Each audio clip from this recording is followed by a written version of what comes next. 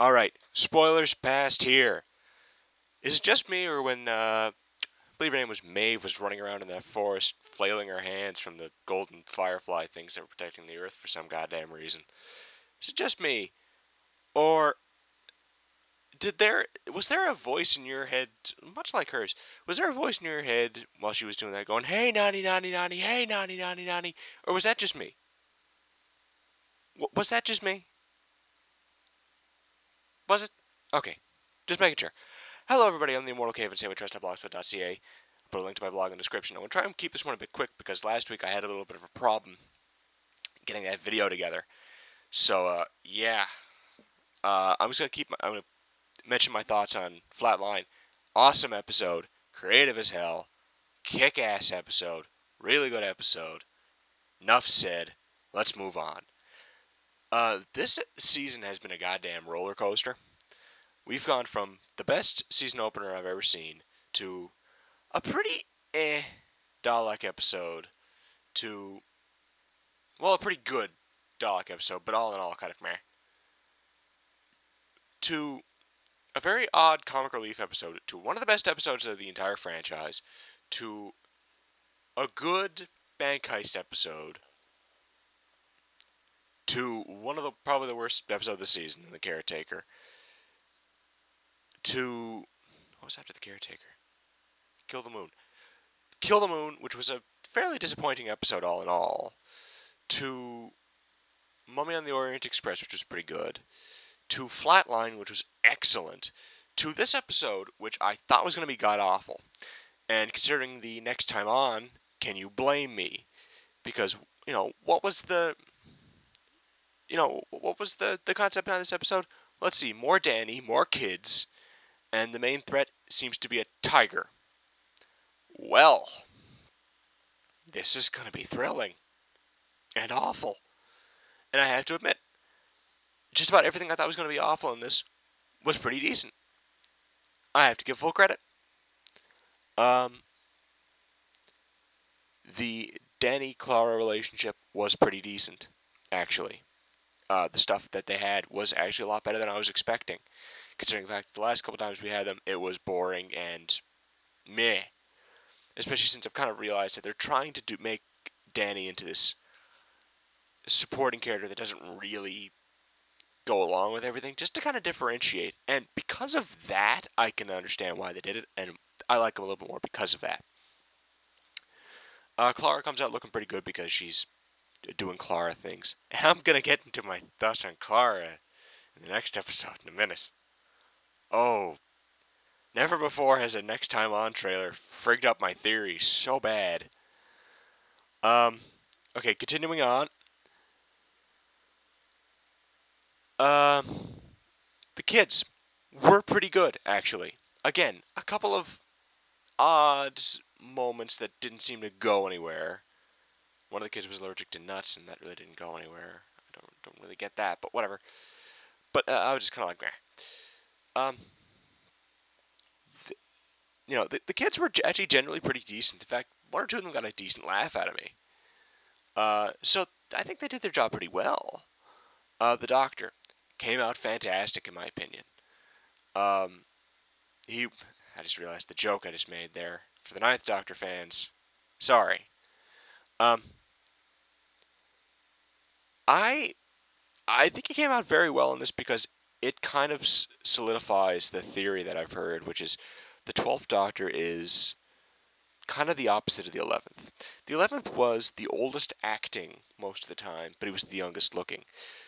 Peter Capaldi is one of the older looking actors, recently certainly, but he's one of the youngest acting when you really get down to it. He's very hard-headed, he's very overly excitable, especially when you start getting down to things like when Maeve, I believe was her name, started went missing, and he just went into every single one of the kids, just Maeve, Maeve, Maeve, and he just kept getting more and more, kind of excited. And one of the kids said something like, she's out there, and if we don't get her, she'll die. And just the look on his face, it was like someone just wound him up. And it was the same thing like with the sight gag from Flatline, where you turn the TARDIS into a weird, like, hermit crab. I'm not gonna give any context to that. Just watch Flatline. And then when he succeeded from saving the TARDIS from a train, he just did a little dance for no reason, and I love that. And I think that it really does make this Doctor come out looking a lot better than he has in the past, because there was a couple of dark moments, particularly after Kill the Moon, especially. But it was really fascinating, kind of watching this episode and all the episodes leading up to it. It was a very good episode, except for two things. Um, uh, at the 49-minute mark, that's including commercials, when the Doctor kind of explained, like, the solar flare's coming in, the trees all sprouted up to protect us from the solar flare. Kind of like, he mentioned, like, the Tunguska event and a couple of other just random events where trees were involved and damage was caused. So,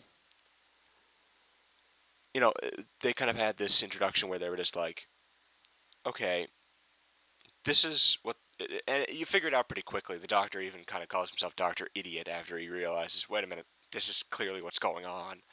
Which I'm glad he did kind of insult himself, because it was pretty obvious. But, yeah, the trees are sprouted up all at once because these weird little firefly things, I don't know what they were, the spirit of all living things, some bullshit. If that actually was what it was, then there's three bad things with this, because that was completely unexplained and weird. And, yeah, it was just very strange, that the firefly bit, but they kind of got the trees to communicate. The trees sprouted out, protected the world from the solar flare, and then dissipated, I guess. Which, admittedly, that part was kind of silly as well. But at the 11-minute mark, when they explain everything, and there was a moment where they go, oh, but some of the humans were trying to burn them to create paths, and they're using chemicals and whatnot. Oh, we have to send a message to the Earth not to destroy the trees. And every single person who got to that point had the exact same reaction as, oh no, don't go there. Don't ham-fist this up. This was a pretty decent environmental message of trees are here to help us. And it was very subtle until that point. Then it got into Captain Planet territory. So that was very, very iffy. There was also another point. Now, if this is a reference to something, if this actress who appeared at the end was someone important, I didn't recognize her myself.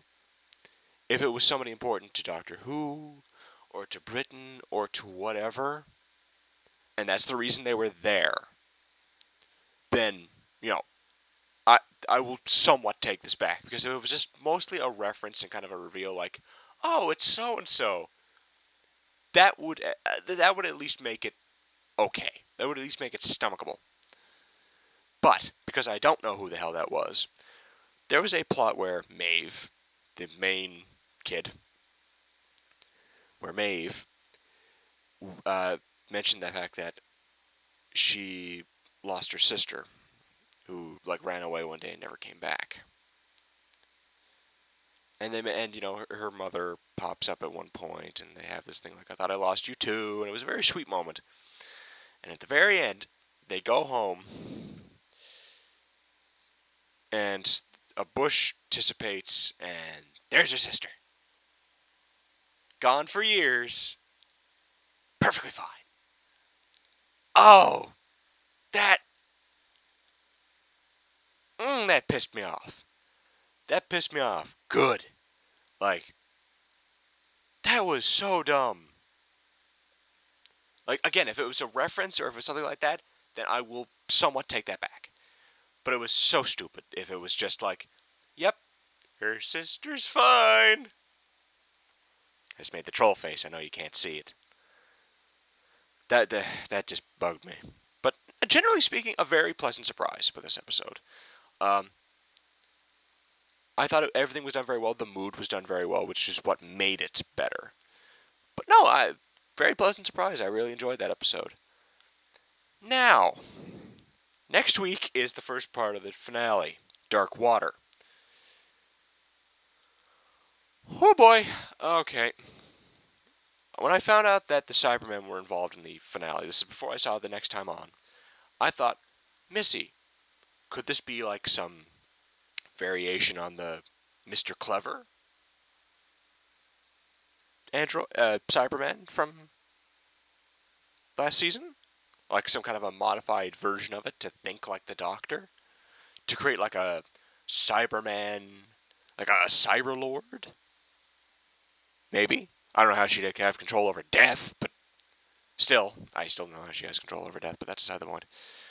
But yeah, the next time on trailer kind of not only shoots that in the face, mostly not because it says it couldn't be him, but because, oh fuck, yeah, I'm pretty sure Missy's Clara now. Because the first thing we see is Clara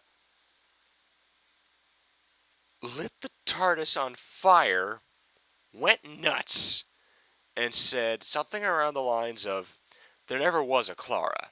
You do know that, right?" So, if I think she's been confirmed for the Christmas special. If she is leaving at the end of the season instead of the Christmas special, then that makes a lot more sense. But just this all hurts my brain. Oh, this next week's gonna be fun. Oh, next week's gonna be a nightmare for me to try and figure out what the hell's going on. It's gonna be good. Because this looks like it's going to be a finale that's going to be fairly interesting. This looks like it's going to be more of a not a Time of the Doctor, more of a Name of the Doctor, and less of a Wedding of Rivers song, if you catch my drift. So, this could be good. But in the forest, the night of the forest of the night, whatever the fuck this episode was called again, better than expected, but those last 11 minutes kind of shot it in the foot. Still, pretty cool episode, and I'm content. It's one of the better ones, so can't complain. Anyway, ladies and gentlemen, I'll see you next week for Dark Water, Cybermen, and whatever the fuck is going on with Clara. And I shall see you then.